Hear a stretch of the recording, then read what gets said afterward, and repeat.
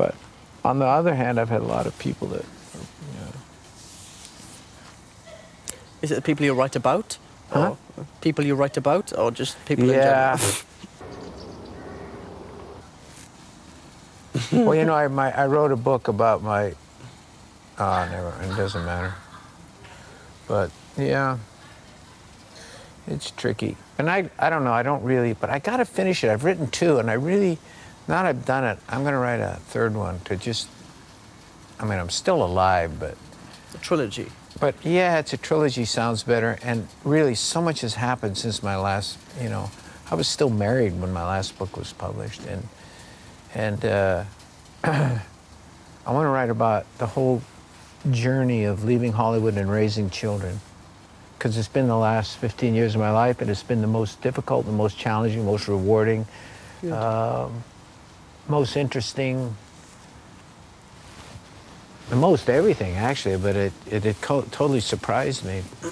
So, you know, it's kind of fascinating. It was hard, but I can't believe how it turned out. I mean, I'm sure you look at your life and you go, it's not what you expected. That's all.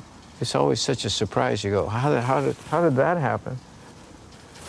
I just can't believe how quick the last 10 years have gone, and how much I've done in 10 years. Yeah. It's scary. That's good.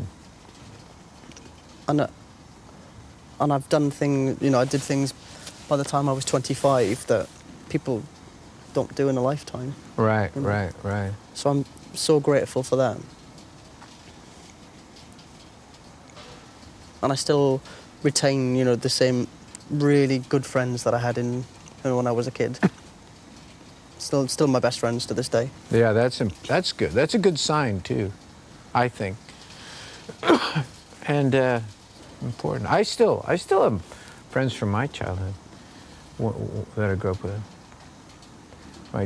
2 of my closest friends. We don't see each other very much, but. But friends are people you can not speak to for 2 months and pick up like nothing. There's no distance, you know. Correct. You don't struggle for conversation. Yeah, it's true. And everything I've done, I've always brought my friends along for the ride as well. Yeah. Because, you know, if you can't share it with anybody, then... Yeah, what's the point? It's not fun. So they've seen the highs and the lows, and they know it's not what it's cracked up to be. Well, it's fun to share it. Absolutely. You know. I did that, but I ran into some resentment, you know. There was, I don't know if you ever did, but... Oh, yeah. A little jealousy and resentment. And... Yeah, yeah. Yeah, they resent your success. It's a strange one, isn't it? When you're trying to involve them and take them along with you, and they interpret that as you're showing off. Right. I know. and you're not. No, I know. Completely not. Oh, are you? You know, you go out and have drinks, you go to dinner, and you know it. You say, no, let me pay for it. And you want to, and you can afford it. And then you find out later, oh, you think you're a rich guy, don't you? So, but if you go, okay, let's split it all up like we used to do in the old days. You can't win. No, it's tricky. It's really tricky. Although I still maintain with true friends, it doesn't matter. I mean, I've been the other...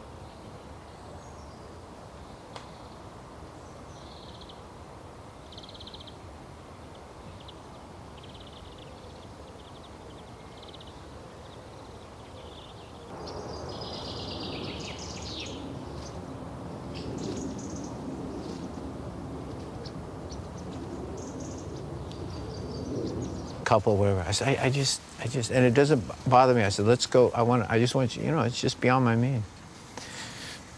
And she would say, nah, I'll pay. I don't care. But it didn't bother me. You know, it didn't bother me because it didn't really matter. I wasn't. But I found later when I was saying, yeah, let me pay. And I used to, when I was doing the A-Team, I had this fabulous house outside of LA up in the high desert, and I built a tennis court. And I had been friends for years with these guys, and before I did that TV show.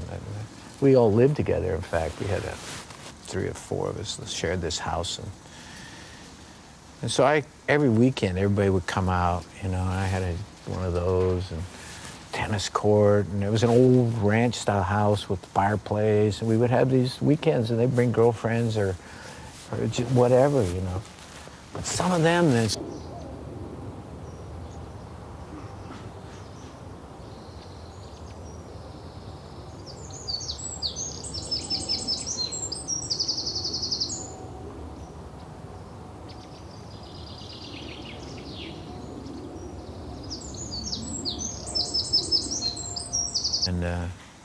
but still, some of my fondest memories are those years, those weekends. And we had, for years, we always had when I got married, my wife, we always had Thanksgiving was at our house, all our friends. It was fun. Mm. You know, 8, 10, 12 people, young couples. And it's a funny old world, isn't it? Hmm? Funny what it does to people. Yeah. Yeah. But your true friends, it doesn't affect. Oh, nah. Absolutely not. And my friends go, no, I'm getting this. Put it away. Right. Yeah, yeah. One of the most interesting movies, that was written by Osborne, I think, John Osborne. Look Back in Anger. I've got a Beckett box set. Samuel Beckett. Beckett? God, that's... O'Toole and the movie was O'Toole and Burton, or did they do it on stage? No, it was a box set. And for the centenary or some anniversary, every Beckett piece was performed and directed by innovative directors and up-and-coming directors, so it was their own take. And, you know, had Emma Thompson and people like Albert Finney and just all these amazing actors. Doing Beckett? Yeah. I was thinking the Lady in the Sand. I was thinking of the play. Yeah. And obviously Waiting for Godot. And there was the heads, the talking heads as well, you know, that are in urns. I can't remember what they're all called. And Julianne Moore did one, you know, I think one was just mouth or something like this, or head, you know, they're all strange. The place to do it. Absolutely. God, I remember when I used to follow British theatre, and back when Olivier was running the National. Oh, gosh, yeah. God, you know, and that's when, and Hopkins, Hopkins was Anthony Hopkins was a young actor there. Mm-hmm. He understudied, a very famous story, he understudied Olivier in Coriolanus. Ian McKellen as well, was there? Huh? Ian McKellen as well. He started off. There, yeah. Mm-hmm. Oh, a ton of them, yeah. Mm-hmm. And Judi Dench. My friend David Warner did Hamlet there. He did Hamlet at the National. How good is that? I forget who directed it, probably, I don't know, but Hopkins, Olivier hurt himself or something, couldn't go on one, and Hopkins went on for it. Understudy, you know. And he was so brilliant. Because Hopkins does impersonations, so he did Olivier doing Coriolanus. Wow. That's pretty. In fact, when Anthony Hopkins auditioned for when Hopkins auditioned for the National Theatre, he auditioned for Olivier, and for his audition piece, he did one of Othello's soliloquies. How brave is that? To Olivier, who did the greatest Othello ever. And he had the audition in front of Olivier. One of Othello. And I forget what Olivier said after it was over. Dear boy. Well, dear boy, that was nothing. But he got hired. I've got, hear that? Doing Hannibal Lecter for Hopkins is an audition. Yeah, absolutely. I mean... I've got, it's a doll's house with